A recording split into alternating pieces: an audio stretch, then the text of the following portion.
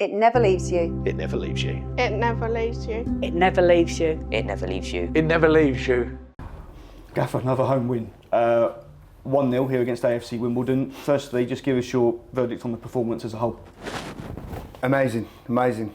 Players were absolutely outstanding for me today. They emptied every bit of energy they had out there. Were bringing players off. Can't walk anymore. They're that, you know, they've put that much into the game, and we had a game plan. And once again, I had a 15-minute session to work on it with the players on. Don't even know what day it is. You know, I thought it was yesterday. So Sunday, Easter Sunday, the boys came in, did it right, and we had a 15-minute session just to work on some shape, which I thought might cause the Wimbledon a problem. They're very direct, they're very strong and big, and the set plays are a threat. You know, and I said to the boys, you know, you match them physically, mentally, and running stats. You match them, we have a hell of a chance here because you're good football. You can play, boys, and I thought we played the majority of the good stuff today. I thought we really did knock the ball around well today. And what a goal, you know, what a phenomenal goal to win the game. But I mean, the defending, you know, clean sheet, which is fabulous to see. And when your boys are, I think there's a block late on, the two bodies chucking themselves at it, winning every header in the box, no matter what they chucked at us. We stood up and were resilient today. I thought we could have got a little bit more decision-wise. I thought that we wanted to, you know, there was a penalty maybe in the first half where they come through the back of corner, but really, really proud of the boys, you know. Some good players in this building. Just that identity now and that togetherness and that structure and organisation that we'll bring. Hopefully we'll get more days like this. Like I say, it's not always going to go well, but it's okay at the moment. And fans, thank you. Got right behind us, and I got involved today. I know you're not one for singling out individuals because it was a complete team performance, but it seemed Joe Bodde epitomised everything you just said. He ran after everything. There was no such thing as a lost cause.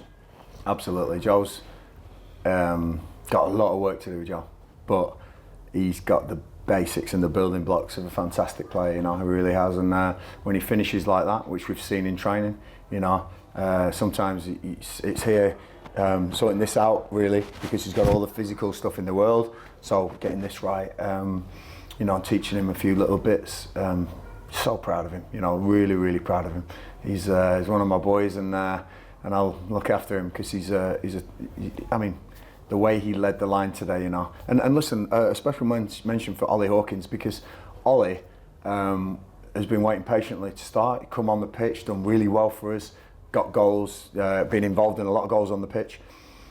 I think he breaks his finger, and he's tried to play on. I think it's his hand he broke, and he just said, "Gaffer, I can't give you what you want with a broken hand." He kept coming over, and I just said, and he was trying to get injections or tablets or whatever it was to stay on that pitch.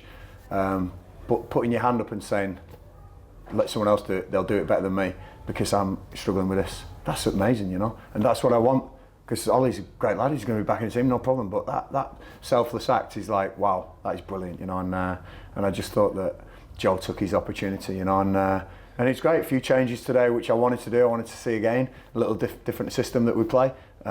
Keep the opposition guessing. That's what I like to do. And like I say, I think the fans were intelligent fans, so they know when we're playing well. They know they're not booing every little bad pass in it because they know what we're trying to do.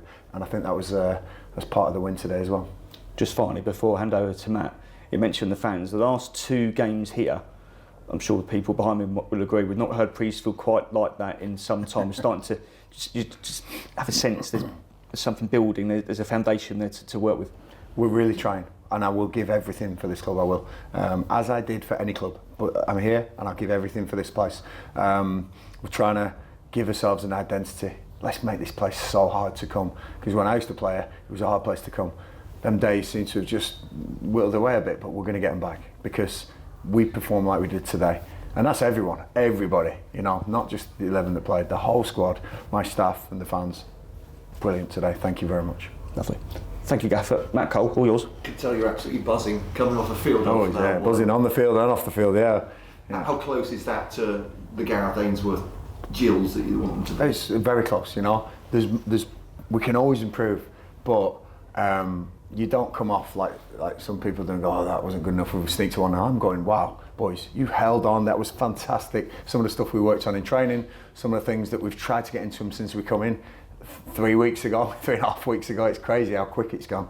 But yeah, it was great. I said to Bradley, give me a big 5 minutes, and he pulled that ball back. I think that was big enough, wasn't it? So he was ready to come off. But not just him, but you know, your experienced pros who've been crying out for something like Johnny Williams and you know, your Robbie McKenzie and that.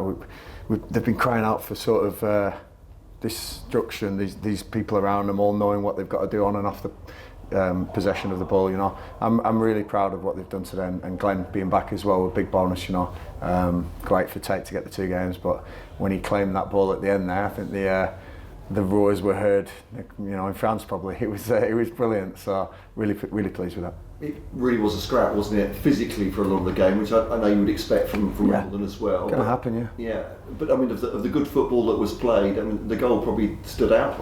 Yeah, it was some moments of quality. There really was some real good moments of quality. One, to ask the boys, can they play 2-3 passes, which not just one set of pass, 2 or 3 passes. You know, can we move them about? And I thought we did well. We can still get better. There's certain tweaks that made at half time, but. You know, we've worked on the stuff that ended in the goal. You know, Bradley Dack running into that zone. I asked for forward runners. I said, you all want to come on the ball, you all want to get the ball, you're all great players, but sometimes we've got to penetrate.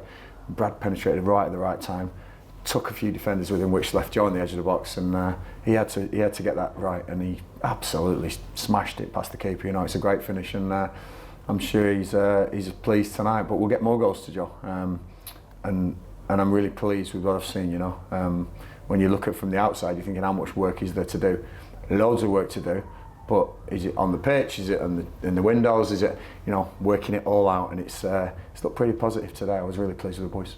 I wonder how much it says as well that win was celebrated fulsomely by the crowd, wasn't it? And by yourself as well. It was a real excitement around the stadium, and yet you're lower mid-table against a team in the top 7, admittedly. But does that show there's something building here? Yeah, I've just said to the boys, like, you know, if you came and watched that game as a neutral, didn't know where the teams were, you wouldn't be able to pick which teams in the playoffs. There was no dominance. You know, there's a big physical team, and yeah, obviously very good at what they do. And Johnny Jackson's done a brilliant job. And I love AFC Wimbledon. You know, it's the Wimbledon. It's Southwest London. You know, that's where it should be. And that's brilliant. But sorry, Wimbledon fans, I wanted to win that one today because I need to try and build something here. But there's not much in the league at times, and it's those moments of quality that can win and lose games, especially at this level. So we'll keep working on it. I haven't given the boys a day off tomorrow. There was a bit of my mom. I said, you're in for recovery. Off Wednesday, and then we've got to get ready, because I know how much Swindon means on Saturday to the boys, and my old manager from QPR coming back, so it'd be great. But let's enjoy the win tonight.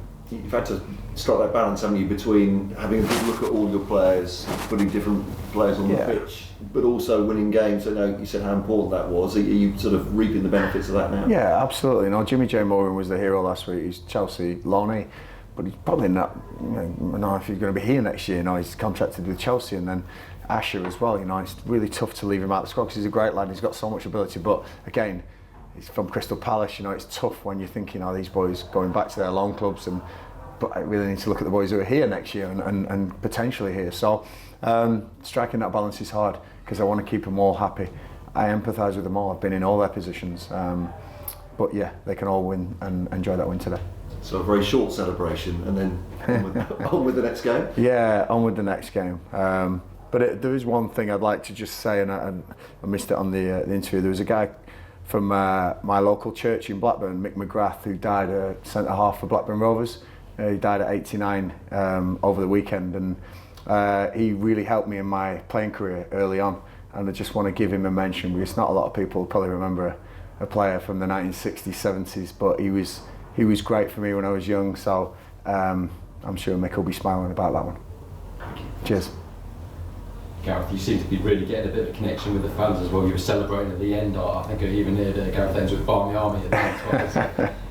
You're building a connection. I don't know, it might just be Gareth Ainsworth's Barmy. That might be what we're singing, but it was special. It always is special. Listen, I'm not going to dress it up and saying any different club is any different club. It's brilliant when you have a connection with the fans. I'm at Gillingham. These fans are really, really good. They get behind you like you wouldn't believe.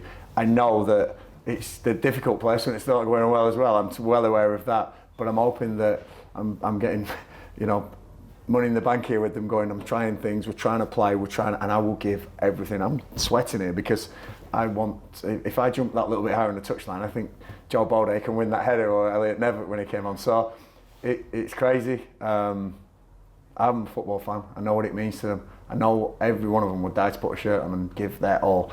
That's exactly what I ask my players to do. And when we get some strategy and some identity in the way we play, I'm hoping we'll win more than we lose.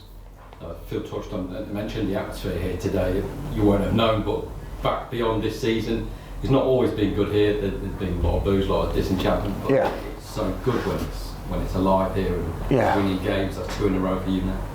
It's great, you know, because football connects everybody, and even in the bad times, you know, the families come and they've got something to talk about it. There'll be grandfathers, great grandfathers, dads, sons, and daughters nowadays all coming through.